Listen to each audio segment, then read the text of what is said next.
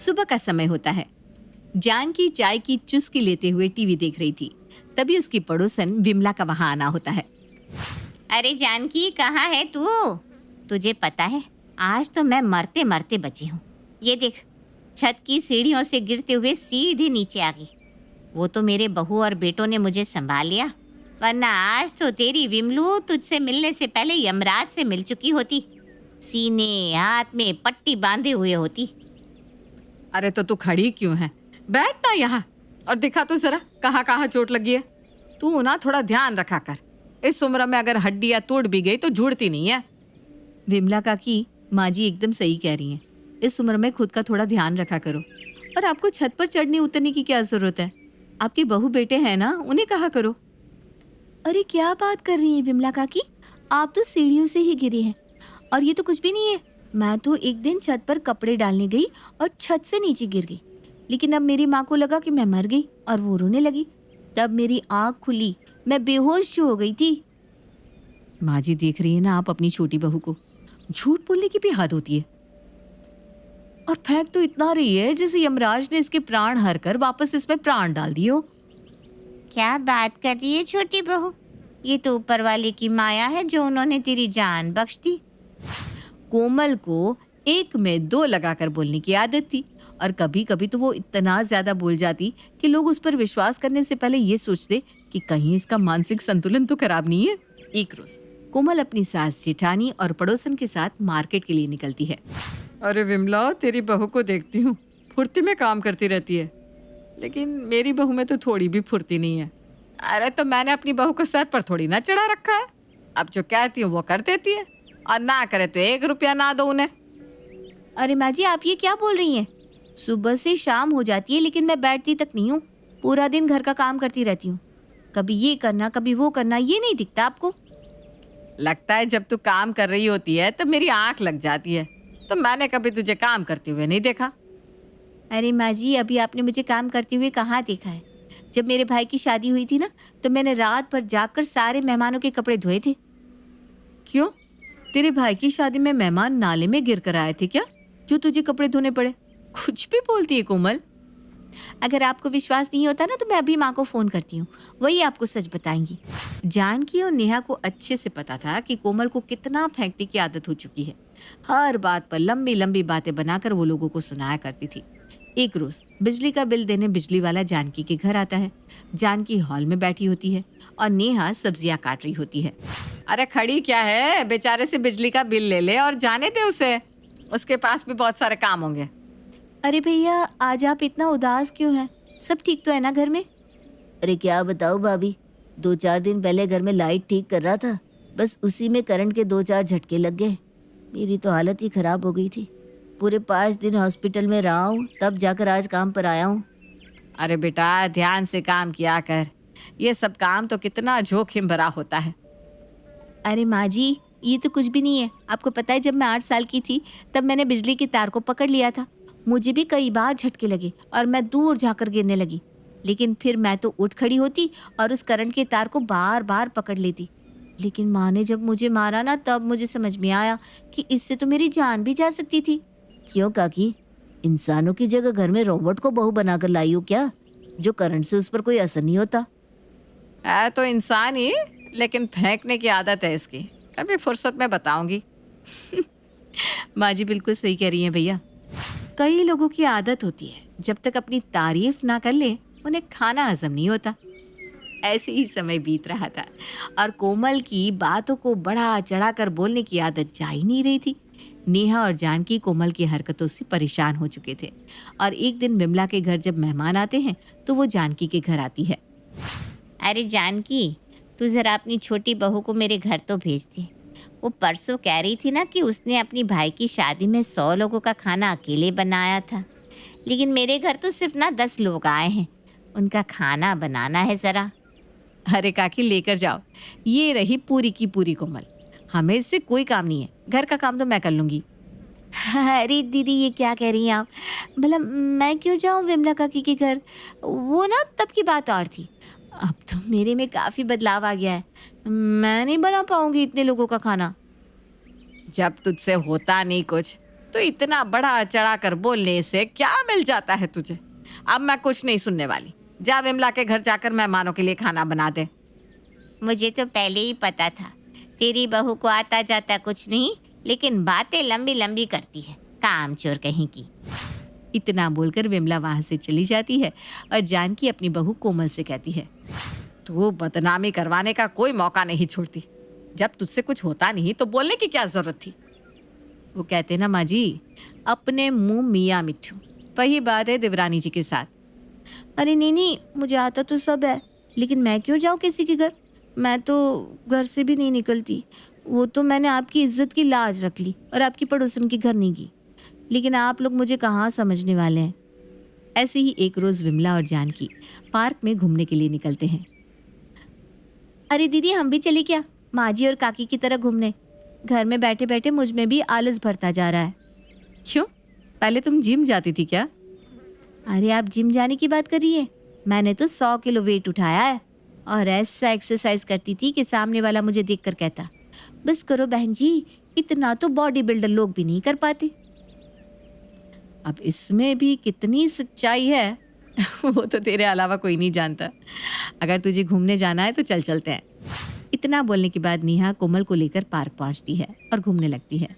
जानकी और विमला भी अपनी दोनों बहू को देखकर उनकी तरफ आ रहे होते हैं, लेकिन तभी एक कुत्ता कोमल पर भौंकने लगता है। अरे ये मेरी बहू है ना, देख इसे देखकर कुत्ते भी चुप नहीं रहते। दीदी, आपको पता है ये जो कुत्ता मुझ पर भौंक रहा है ना, मैं अभी चाहूँ तो इसे नचाकर दूर फेंक सकती हूँ, लेकिन मैं ना बेजुबान पर हाथ नहीं उठाना चाहती। क्या बात कर रही है कोमल? फिर तो तू अपनी जान इन कुत्तों से बचा ही सकती है। क्यों, सही कहा ना मैंने? अरे चलो ना, हम चलते हैं, हमें क्या लेना देना। अरे जानकी, तूने सुना अभी तेरी बहू क्या कह रही थी कि वो कुत्तों को हवा में नचाकर फेंक सकती है, लेकिन वो बेजुबान पर हाथ नहीं उठाती। अरे इसे बोला कर थोड़ा चुप रहे। मैं तो कहती हूँ आज इसे अच्छे से सबक सिखा ही दो। क्या बोलती है विमला? अरे कुछ ऐसा वैसा मत कर दियो जिससे लेने के देने पड़ जाए। ये कितना ही बोलेगी, और अब तो सब जानते हैं कि तेरी बहू कितना झूठ बोलती है। जहाँ एक तरफ नेहा और कोमल घूम रहे होते हैं, वहीं पार्क में दूसरी तरफ जानकी और विमला एक बेंच पर बैठे होते हैं। तभी जानकी देखती है कि कोमल पर एक कुत्ता भौंकते हुए उसके पीछे पड़ जाता है और कोमल आगे आगे भाग रही होती है और कुत्ता उसके पीछे पीछे। कुत्ते को भी पता है कौन दिखावे की दुनिया में है, कौन सच्चा और कौन झूठा है। अब तो इसे काटे बिना ये कुत्ता छोड़ेगा भी नहीं। अभी तो कह रही थी कुत्तों को नचा कर फेंक दूं, अब क्या हो गया? अब क्यों भाग रही है? वैसे जानकी, अगर कुत्ते ने इसे काट लिया ना तो 14 इंजेक्शन लगवाने पड़ेंगे। बचा ले इसे। अरे नहीं, आज तो इसे अच्छे से सबक मिलेगा। तू बैठकर बस तमाशा देख, क्योंकि इसका दिमाग कुछ ज्यादा ही आसमान में चढ़ गया है। ये तो कुछ भी नहीं है, मैंने ऐसा किया था, ये तो कुछ भी नहीं है, मैं तो छत से कूद गई थी। कुछ भी बोलती रहती है। अरे माँ जी, कोमल को कुत्तों से बचा लो ना, वरना वो कोमल को काट लेंगे। अरे तू क्यों चिल्ला रही है? तू भी आकर यहाँ बैठ जा और चुपचाप तमाशा देख। जानकी और विमला बेंच पर बैठे कोमल को देख रहे होते हैं, लेकिन उसकी मदद नहीं करते। नेहा जैसे तैसे शोर मचाती है तो पार्क में मौजूद लोग कुत्ते को भगाते हैं और कोमल की जान बचती है, लेकिन फिर भी कुत्ता कोमल के हाथों पर पंजा मार ही देता है। इसके बाद कोमल की क्या मजाल जो वो बातों को बढ़ा चढ़ा कर बोले और ये कहे कि ये तो कुछ भी नहीं है, मेरे साथ तो ऐसा हुआ था। उसकी ये बोलने की आदत छूट जाती है। एक घर की 2 बहुएं, लेकिन दोनों का ही कितना अलग व्यवहार है, और क्यों? चलिए देखते हैं। कोई भी घर आ जाए, मीना बहू किसी को खाना खिलाए बिना भेजती नहीं। अरे तो इसमें मैं क्या करूं माँ जी, हर वक्त सुनाती रहती है, इतना क्यों बोलती हैं आप? अरे बहू, मैं तो बस ये बोल रही हूँ कि लोग मीना बहू की खूब तारीफ करते हैं कि वो सबका बहुत ख्याल रखती है। तभी मीना हाथ में कपड़े लेकर आ जाती है। ये लो रश्मि, तुम्हारे कपड़े सूख गए हैं, और माँ जी ये आपकी फ्रूट्स, मैं बाजार जा रही हूँ, कुछ शॉपिंग करना है। हाँ हाँ, जाओ जाओ मीना, कोई बात नहीं। अच्छा रश्मि, रीटा बुआ आ रही है कल अपनी बहू के साथ, पता होगा ना? तो वो जो तुम नाश्ता बनाती हो ना आलू का, वो बना लेना, ठीक है? हाँ बना दूंगी, लेकिन खाना भी खाएंगी क्या? मीना कुछ नहीं कहती। वो वहाँ से बाजार के लिए निकल जाती है। तब सास कहती है, बुआ सास है, घर में उसका भी बराबर का हिस्सा है जहाँ रह रही हो तुम, समझी? वो तो अलग बात है कि बुआ ने हिस्सा लिया नहीं। अपने घर आ रही है तो रुकेगी ना, खाना खाएगी कि नहीं इसकी फिक्र ना करो। सास गुस्से से बोल रही होती है कि रश्मि भी चिल्लाने लगती है। मौका चाहिए बोलने का, साफ साफ बोल रहे हैं माँ जी। पागल मत समझना मुझे कि जो मन में आए बोलते चले जाओ और रश्मि जवाब भी नहीं देगी। अरे नहीं नहीं, तेरी माँ ने तुझे। अभी सास बात खत्म भी नहीं कर पाई थी कि रश्मि चिल्ला उठती है। माँ तक ना जाए आप, माँ को बीच में लाएंगी तो समझ लीजिए। दोनों सास बहू जोर जोर से लड़ रही थी कि घर के बाहर लोग इकट्ठा होने लगते हैं। थोड़ी देर बाद बड़ी बहू घर आती है तो बाहर भीड़ देखकर डर जाती है। क्या हो गया हमारे घर में? माँ जी ठीक तो है ना? वो घर के अंदर आती है और देखती है कि दोनों सास बहू जोर जोर से लड़ रही है। रश्मि, कैसे बात कर रही हो माँ जी से? और माँ जी अब चिल्ला क्यों रही हैं? अरे अच्छा हुआ तू आ गई, इसे बोल दे इस घर में रहना है तो तमीज से रहे। भाभी, इस बुढ़िया को समझा दो, घर इसका है तो मेरा भी है, हिस्सा दे दे मुझे। मीना सास को लेकर अंदर चली जाती है। माँ जी, आप तो बड़ी है, आप तो शांत हो जाइए। हाँ, मैं बड़ी हूँ तो क्या वो छोटी है? उससे शांत नहीं हो जाना चाहिए था क्या? माँ देखिए, वो छोटी है। देख मीना, कल मेरी ननद आकर चली जाए फिर निपटती हूँ मैं इससे। मीना रश्मि के पास जाती है। देखो रश्मि, माँ जी बड़ी हैं, तुम उनसे माफी मांग लो। माफी मांगेगी मेरी जूती, समझी? और जाओ यहाँ से, किसी को समझाने की जरूरत नहीं है, हम बहुत समझदार हैं, समझी? क्या करती मीना, चली जाती है। अगले दिन घर में बुआ सास अपनी बहू के साथ आती हैं। अरे भाभी, क्या बात है? दो दो बहुओं का सुख ले रही हैं आप तो। सुख सिर्फ बहू ही नहीं देती, सास की भी जिम्मेदारी होती है। क्यों शैली भाभी? पास में बैठी होती है शैली, बुआ सास की बहू। बुआ सास चिल्ला उठती है। अरे पागल हो गई है क्या? वो बदतमीज है तो क्या तू भी बदतमीज है? तभी मीना आ जाती है, सभी के पैर छूती है और बुआ सास को पानी देती है।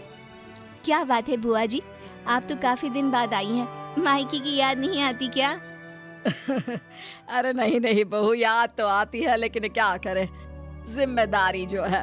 अब इन बहुओं में इतनी ताकत तो है नहीं कि सारी गृहस्थी संभाल ले, तो कम से कम हम लोग मायके का सुख तो ले। शैली, जो अब तक शांत थी, वो अब शांत नहीं रहती। कैसी बात कर रही है मम्मी जी? है ही क्या गृहस्थी में करने के लिए? जो आप नहीं रहेगी तो नहीं चलेगा। हाँ, कुछ नहीं है, कुछ भी तो नहीं है। ये जो शादी करके आई हो और पूरा घर बसा बसाया मिल गया है ना, ये तो चुड़ैल ने डंडा फेरा है जो पूरा मैदान घर हरा भरा हो गया। अच्छा, ऐसा क्या? मुझे तो लगा मेरी सास ने एक एक चीज जोड़ी है। सास सर पर हाथ रख लेती है। अब मैं खाना लगाती हूँ, आइए। देखो, मैं साफ साफ बोल रही हूँ, काम वाम नहीं होता मुझसे। जब देखो कभी बुआ आ रही है, कभी चाची आ रही है। अरे घर ना हुआ धर्मशाला हो गया। आ जाते हैं मुंह उठाकर, ऊपर से ताने तो ऐसे दे रही हैं जैसे हमें यही पाल पोस कर बड़ा किया हो इन्होंने। अब क्या था, बहू की बात पर बुआ का गुस्सा हाई हो जाता है। अरे चल उठ यहाँ से, इस घर में आने वालों की ना कद्र है ना लोगों को बोलने का तरीका है। अरे अरे बुआ जी रुकिए तो। रश्मि, क्या हो गया है तुम्हें? कैसी बात कर रही हो? तुमसे तो कुछ करने को नहीं कहा है, फिर क्यों मुंह बना रही हो बुआ को देखकर? लेकिन इतनी बेइज्जती के बाद बुआ कहाँ रुकने वाली थी। वो निकल जाती है, घर कभी वापस न आने की धमकी देकर। बुआ के जाने के बाद सास रश्मि का हाथ पकड़कर उसे घर से बाहर कर देती है और दरवाजा बंद कर देती है। खिड़की से रश्मि चिल्लाती है, ए बुढ़िया, बहुत गलत कर रही हो, समझी? जेल की हवा न खाई तो बताना। सास जो इतने गुस्से में होती है कि उसे कुछ समझ में ही नहीं आता। हाँ, जाऊंगी, जेल भी जाने को तैयार हूँ, लेकिन तेरे जैसी बहू को घर के अंदर नहीं लूंगी। हाँ। सारा तमाशा चल रहा होता है कि छोटी बहू का पति घर आता है। रश्मि उसे देखकर रोने लगती है। देखो ना, तुम्हारे माँ को पता नहीं क्या हुआ। अरे क्या समझती है खुद को, मुझे घर से बाहर निकाल दिया। चलो चलो घर के अंदर। माँ दरवाजा खोलो माँ। माँ दरवाजा खोल दीजिए ना, देखिए देवर जी भी आ गए हैं, उन्हीं से बात करिए, वो समझाएंगे रश्मि को। जो करना है करो, लेकिन इन दोनों को घर से बाहर कर दो। इन लोगों के कारण मेरे घर में रिश्तेदारों ने आना बंद कर दिया है। मीना दरवाजा खोलती है। भाभी कब से चल रहा है ये ड्रामा, और ये क्या हरकत है माँ? मेरे आने का इंतजार तो करती। देख रवि, मेरे मुंह मत लगना बीवी के लिए। अब मैं इस घर में इसे किसी हालत में नहीं रख सकती। ओए होए बुढ़िया, तुझे तो कोर्ट में खींच कर ले जाऊंगी मैं। बड़ी आई, घर में नहीं रख सकती। हम लोगों के पैसे पर तो खाना खा रही हो, और ऊपर से। और ये क्या? रश्मि कुछ बोलने को मुंह खोलती कि उसका पति उसे जोर का तमाचा मारता है। क्या बोल रही हो तुम? पहले मेरी बुआ की बेइज्जती, अब माँ को पैसे की धौंस। अरे जिस पैसे पर उछल रही हो वो कमाने लायक उन्होंने ही तो मुझे बनाया है, और जिस घर पर रहने पर उछल रही हो वो घर मेरे दादाजी का है, जिसका कानूनी आधा हिस्सा मेरी बुआ का है, समझी? माँ, इसकी माँ को बोलो कि इसे आकर ले जाए। मुझे मेरे परिवार के साथ रहना है, और अगर ये इस परिवार में रहना चाहती है तो सबकी इज्जत करनी होगी। भाभी की तरह घर का पूरा ख्याल रखना होगा, और सभी के साथ इज्जत से पेश आना होगा। पति के बदले तेवर देखकर रश्मि की बोलती बंद हो जाती है। वो सास से, बुआ और सभी रिश्तेदारों से माफी मांग लेती है।